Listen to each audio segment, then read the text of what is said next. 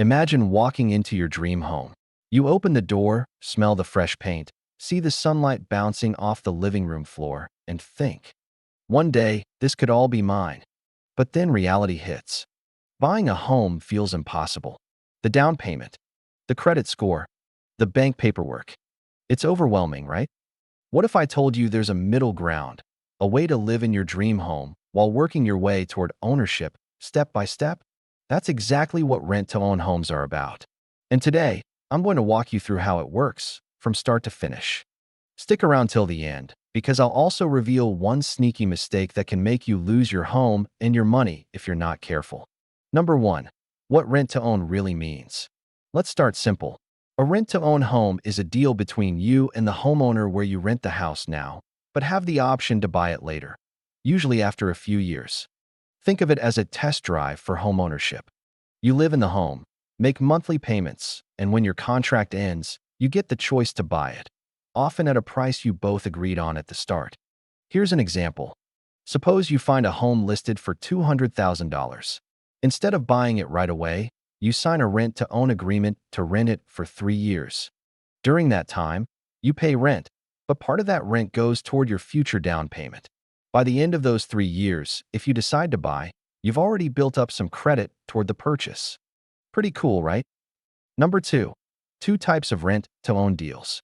Not all rent-to-own contracts are the same, and this is where many beginners get confused. The first type is called a lease option.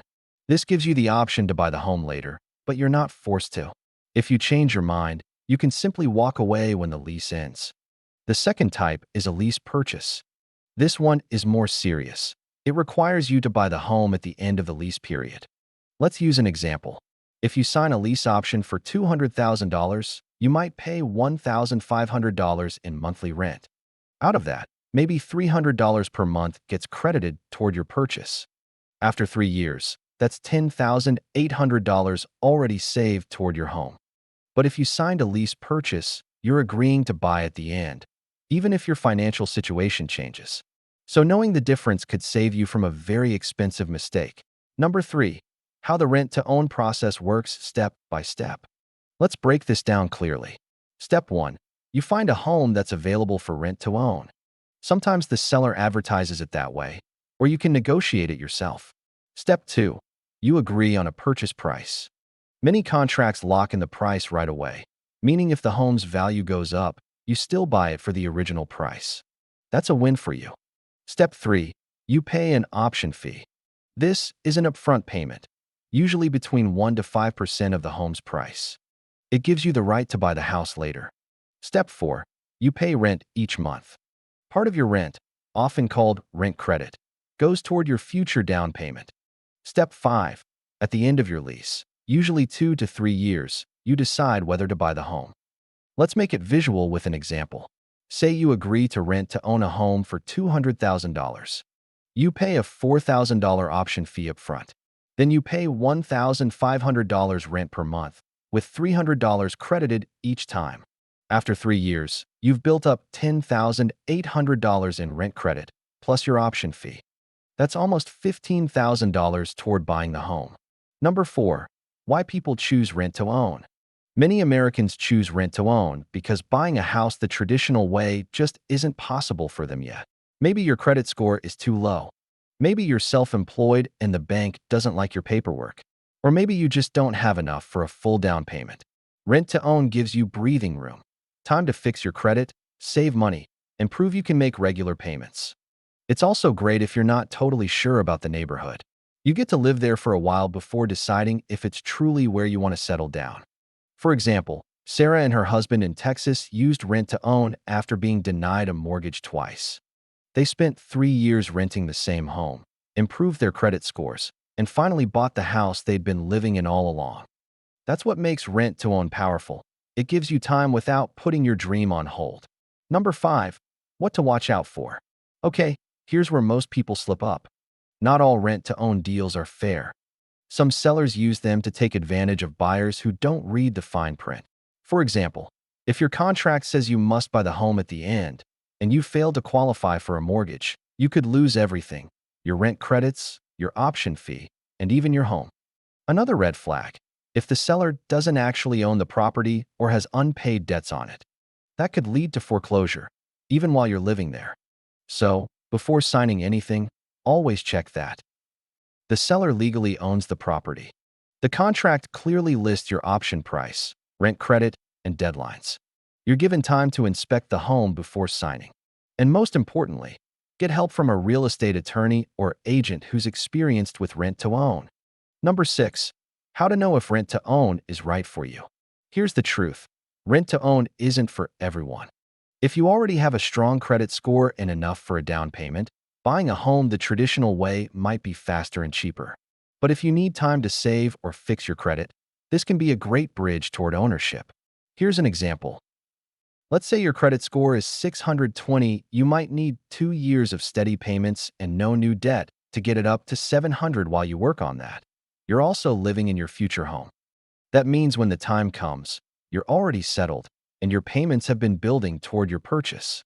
It's a win-win if you stay disciplined. Number 7. How to find legit rent-to-own homes. Finding a real rent-to-own home is a little trickier than finding a regular rental. You can start by checking local real estate listings or websites like Zillow, Rent-Own, or Home Finder. Some homeowners are open to rent-to-own even if they don't advertise it, so don't be afraid to ask. You can also talk to real estate agents who specialize in creative financing or lease options. They often know properties that don't show up online. And here's a tip. If the seller asks for an unusually large upfront payment or refuses to put anything in writing, that's a red flag. Always walk away from deals that sound too good to be true. Number 8. What happens if you change your mind? Life happens. Maybe you lose your job or your family decides to move. What if you no longer want the home? If your contract is a lease option, you can walk away, but you'll lose your option fee and any rent credits you've built. If it's a lease purchase, you might still be legally required to buy, which could lead to a lawsuit if you back out. That's why it's crucial to understand your contract before signing. A good attorney can explain exactly what you're agreeing to, so there are no nasty surprises later. Number 9. The hidden costs people forget. When you rent to own, you're often responsible for more than just rent. Many contracts make the tenant responsible for maintenance, repairs, and even property taxes during the lease. Imagine paying for a new roof or a broken water heater. That's on you, not the landlord.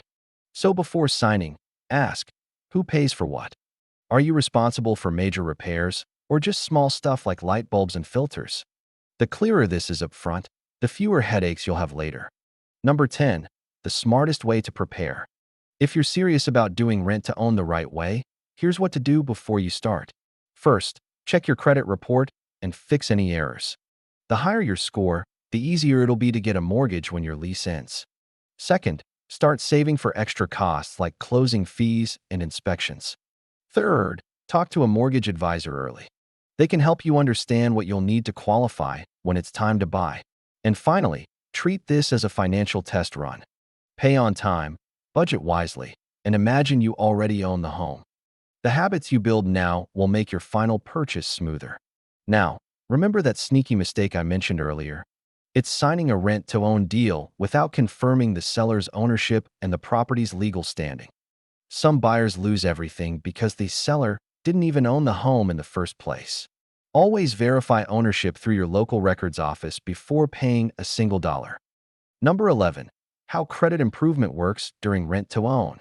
When you enter a rent-to-own agreement, it gives you time to build your credit before applying for a mortgage. During your lease term, every on-time payment helps prove you're financially responsible. Some landlords even report your rent payments to credit bureaus, which can boost your credit score faster. For example, if your score starts at 600, consistent payments for 2 or 3 years could push it to 700 or higher. That difference can mean lower interest rates and better mortgage approval chances. Use this time wisely. Pay all bills on time, reduce credit card balances, and avoid taking on new debt. Number 12. Why locking in a price can be a huge advantage. In a rent-to-own deal, you usually agree on the home's price before you move in.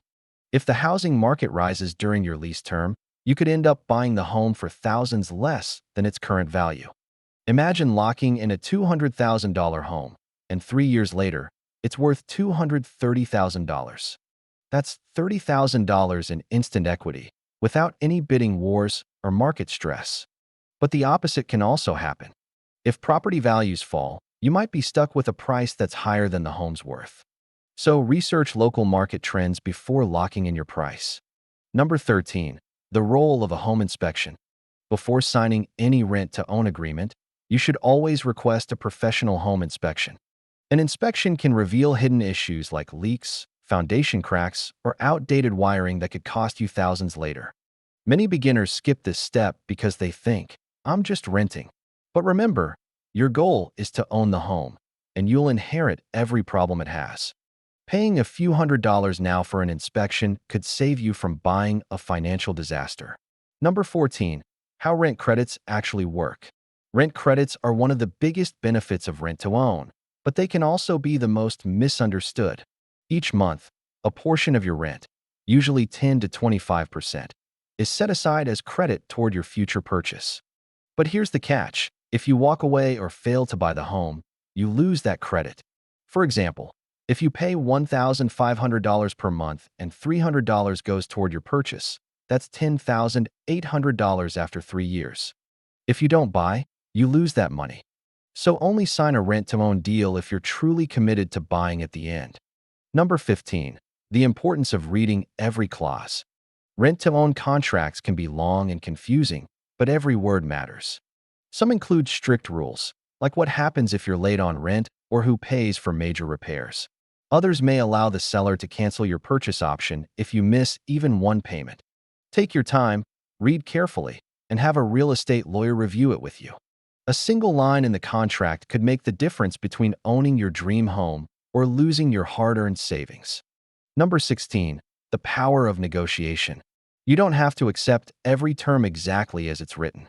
Many parts of a rent-to-own contract are negotiable, like the purchase price, the rent credit percentage, or the length of your lease. If you're working with a motivated seller, they may agree to give you more rent credit or a longer lease term to help you prepare financially.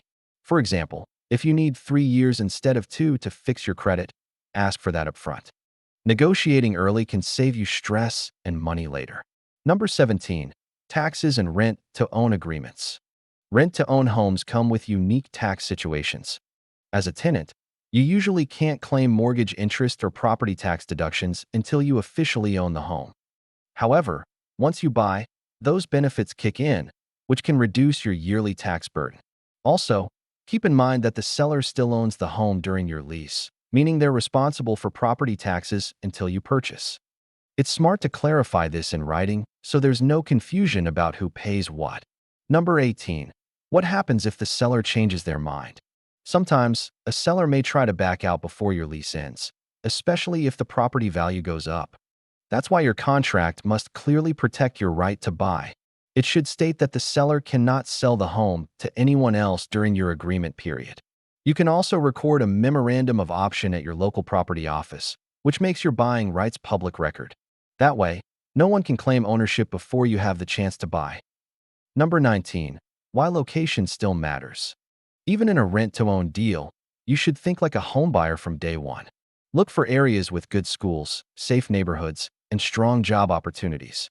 If the area grows while you're renting, your home's value can rise, giving you more equity when you buy. For example, a neighborhood gaining new businesses or public parks usually becomes more valuable over time. So don't just fall in love with the house. Make sure you love where it's located too. Number 20. The emotional side of rent-to-own. Buying a home isn't just a financial goal. It's an emotional journey. You'll start decorating, planting a garden, maybe even celebrating birthdays in that house. That sense of belonging can motivate you to stay on track financially, but it also means losing the deal would hurt more.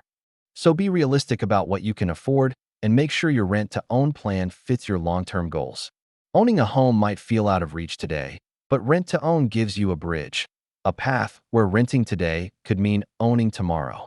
So tell me, would you consider renting to own your next home, or do you prefer the traditional route? Let me know in the comments. I'd love to hear your story.